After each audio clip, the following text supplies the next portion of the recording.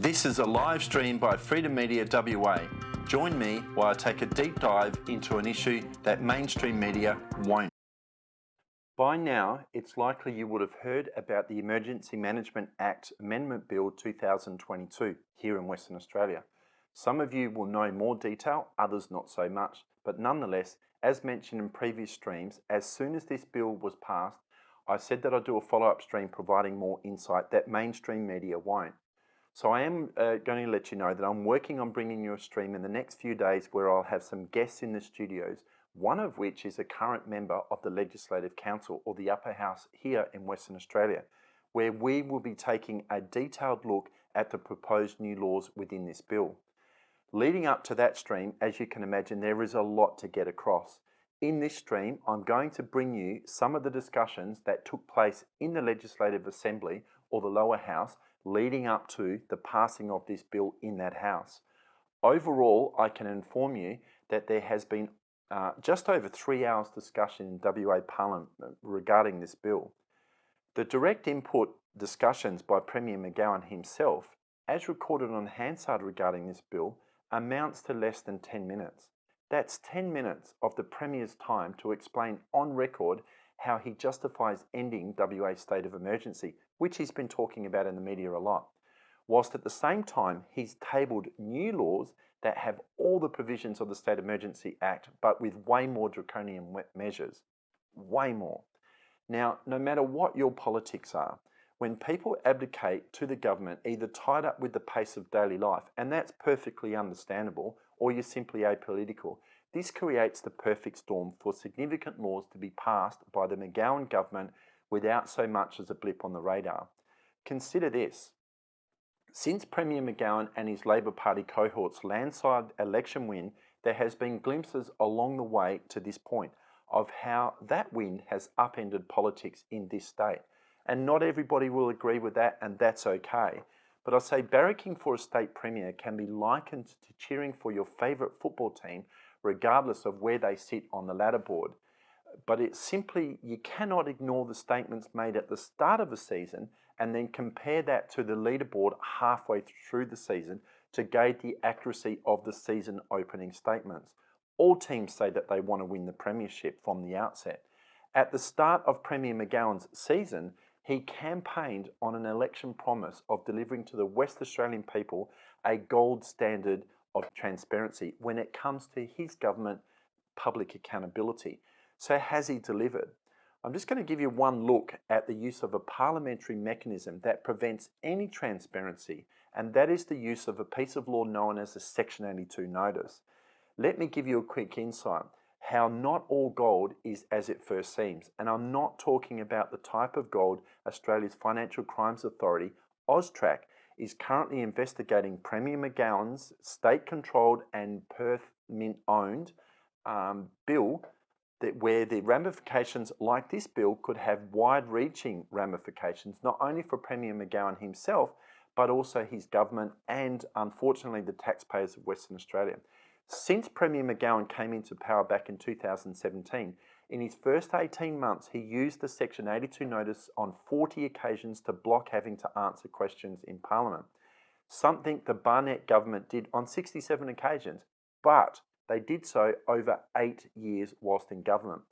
Premier McGowan's Labor Party has been on a path to a secret state with the use of confidentiality clauses, this Section 82 notice, to avoid answering questions in Parliament for some time now, and it's only getting worse. Premier McGowan, with the cooperation and further manipulation of mainstream media, who have been offered significant tax concessions along with massive contracts using your dollars for pandemic advertising, has clearly unleashed his inner authoritarian under the cover of COVID. This is a 42-page bill, which Premier McGowan has rammed through the lower house, where the first, second and third readings all occurred in one day. The opposition was not even given 24 hours to digest and interrogate the proposed new laws to prepare for this bill. On top of that, I'm going to inform you that this bill resulted in the opportunity for just a few measly hours of debate. Now, Osgood, former ABC journalist, and I mean that with the greatest respect, and now political commentator Peter Kennedy has publicly stated on this bill, and I quote, "Proper scrutiny of legislation is essential." Now that statement should not stand out on its own. However, when you consider the further statements that Peter Kennedy has said, and I'll quote, "Labor did score a slashing win at the election, a landslide win, so they had the confidence of the voters at election time, but that was 18 months ago." So for me, when I hear that public comment by Peter Kennedy in response to McGowan ramming this bill through the lower house in one day, he went on to further quote, "The government can't do a Pontius Pilate on this. The responsibility stops with the government." So what does that mean? Well, for me, I interpret that to mean that those that sit on the Labor backbench under their ruler's reign, it's not indefensible for the backbenchers to say that they were simply following orders from higher up. I say this as I've been through all of the Hansard video logs regarding this bill, and sadly, I see the expressionless backbenchers sitting on their hands. And I'll add quickly here, just to confirm context. Pontius Pilate was the 5th governor of the Roman province of Judea, and was best known in history, as some may well know, despite personally not wanting to do so. He followed orders from higher up, and he ordered the execution, the crucifixion of Jesus. Well, I'm sure Peter Kennedy understands full well the significance of his reference here, a damning moment in history, and we're about to perhaps see the same. Not one backbencher was game to rise to speak to this bill, regardless of some of the backbenchers' constituents likely holding opposing views, or even worse, not even aware of a bill as draconian as this is about to be pushed through legislation.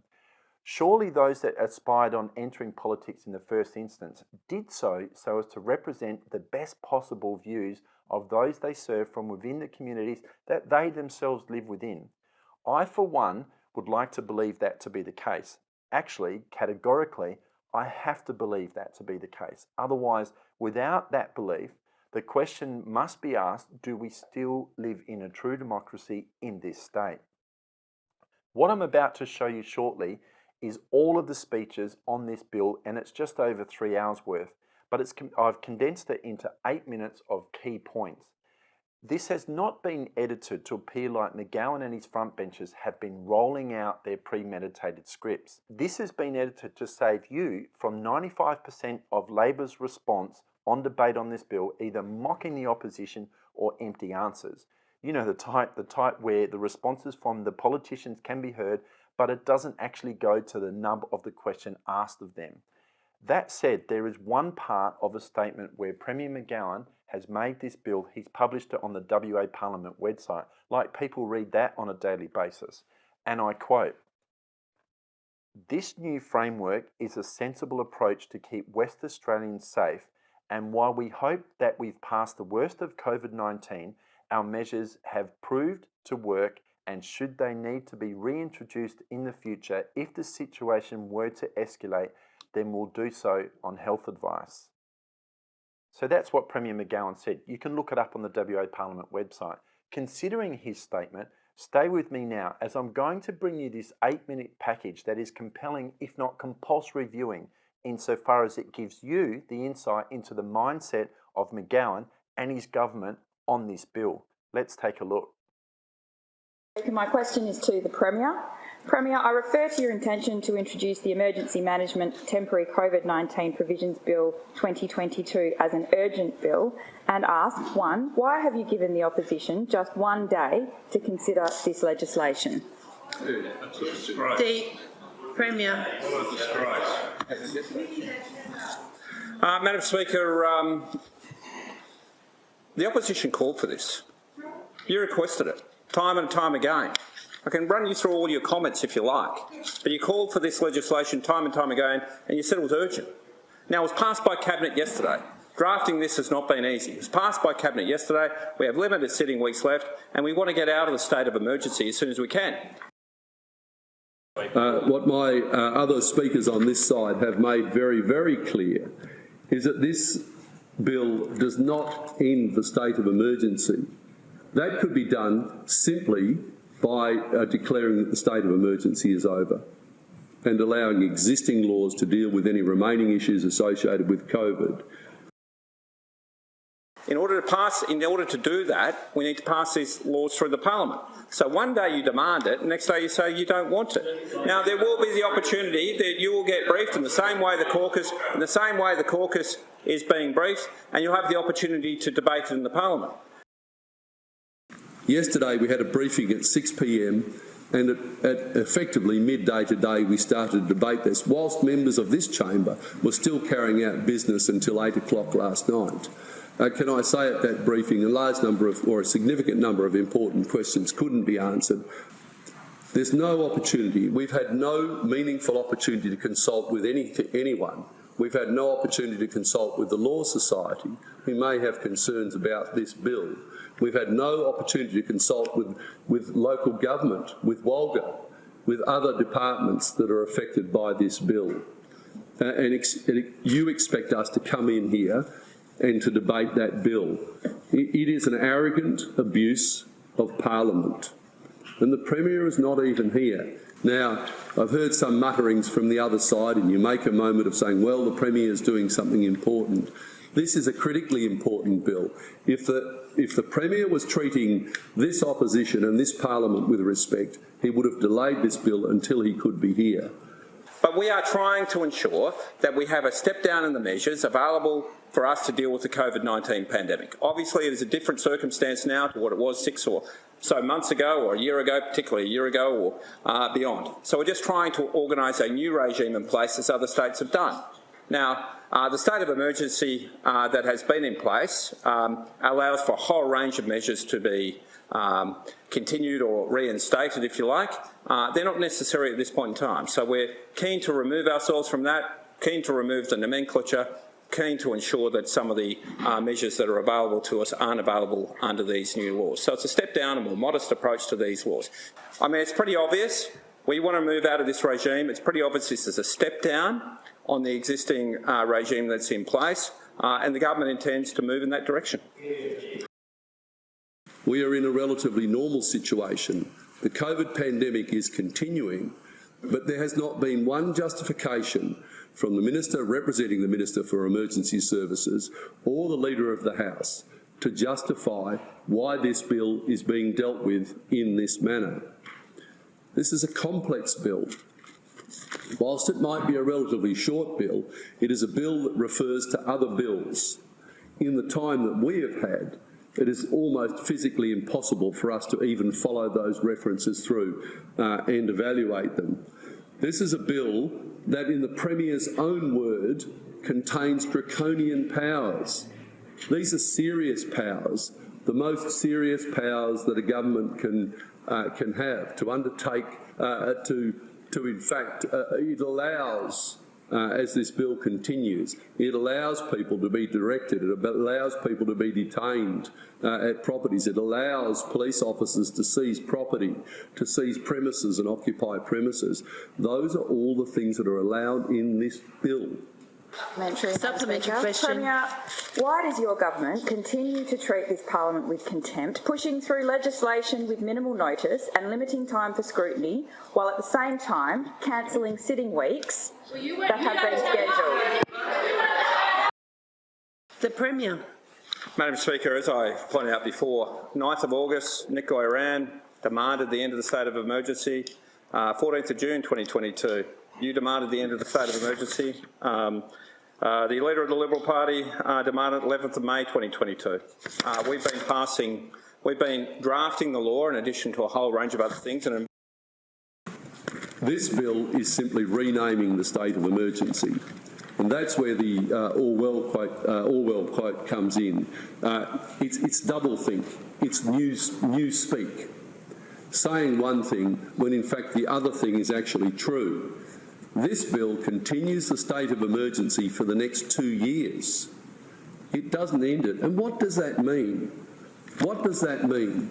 If this bill passes, then we have the State Emergency Coordinator of, in this case, his own volition,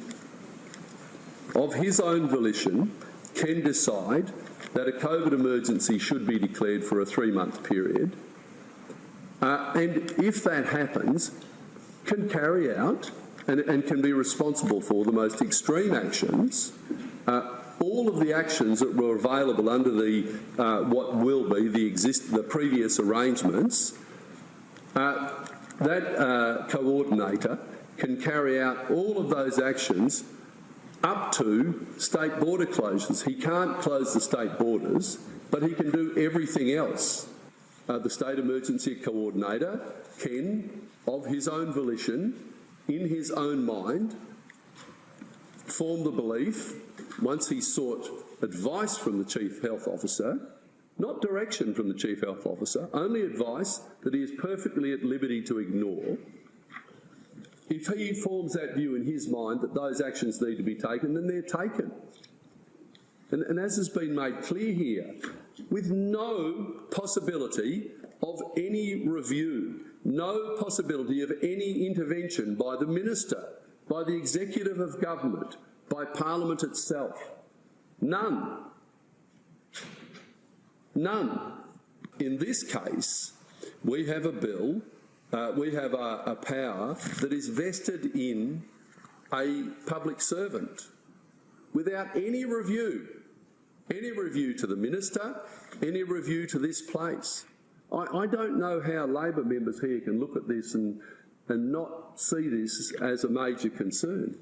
This is not a criticism of the public servant, but when you have such major, serious powers that are available, they should be subject to scrutiny. They should be subject to review. We're talking about decisions based just not on health, but on economic and psychological issues as well. I'm fascinated to understand how you think it's appropriate that that is vested purely in the State Emergency Coordinator, with no requirement to consult anyone on those matters and with no requirement to report to anyone on how that decision was made. That is not proper process. That is not a democratic process at all. So what do you think? You won't be alone if the question you're asking yourself is this, as I've done. Has there generally been enough debate and time for external consultation for a bill of this nature, bearing in mind, as I've mentioned in other streams, the Dan Andrews Victorian Government equivalent bill, it was called the Pandemic Management Bill, saw at its peak over 600,000 Victorians take to the streets in protest to that bill. For those that feel the WA Governor may intervene and uphold one of his 4 functions of his office to advocate on behalf of Western Australians, where there is genuine concern and grave concerns that this bill, having been rammed through Parliament with next to no robust debate or time for prudent and proper appropriate debate, then consider this. Question is the bill be read a second time? Oh, sorry, Member for Moore, I've been instructed to read a message from the Governor.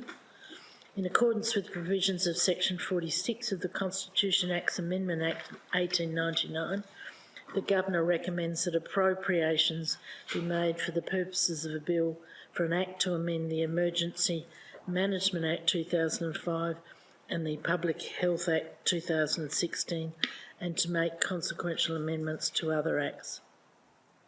The Member for Moore. Thank you. Acting Speaker,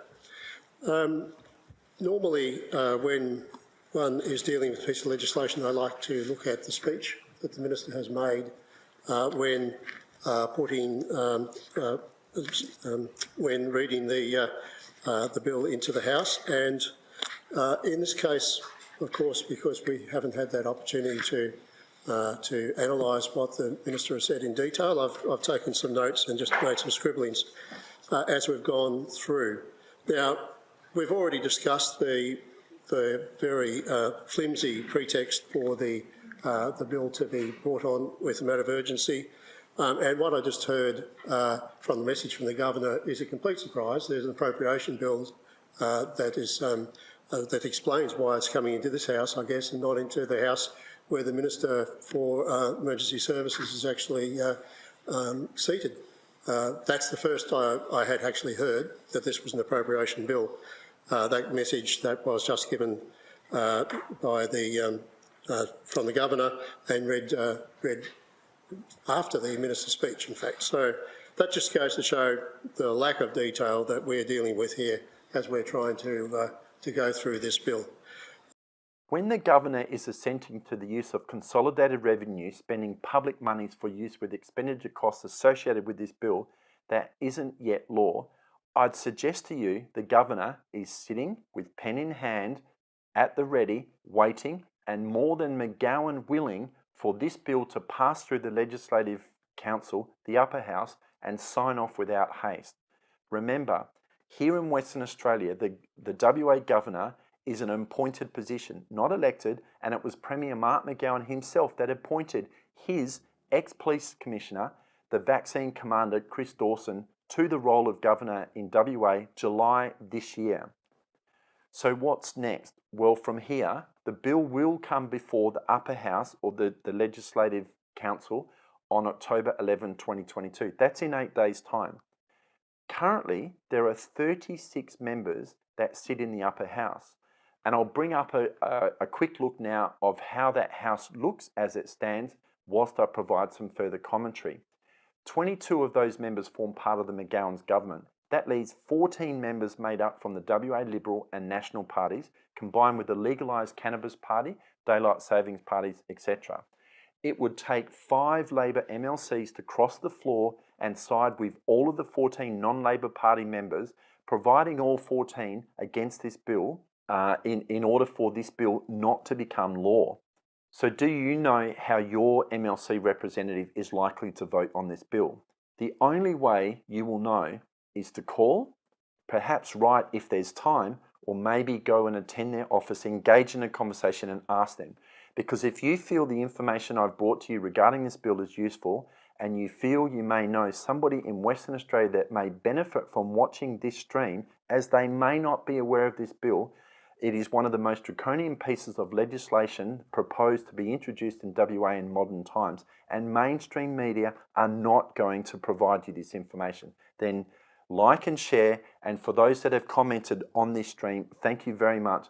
Please don't forget, if you're not following the page by now, please consider doing so, as it really helps spread content like this, because we're all competing against censorship of free speech and the uber controlling algorithms. So wherever you are in your day, enjoy your day, and come and join me again on Friday, where I will be taking an in-depth look at this bill. Brought to you by Freedom Media WA, where journalism should never be a government narrative.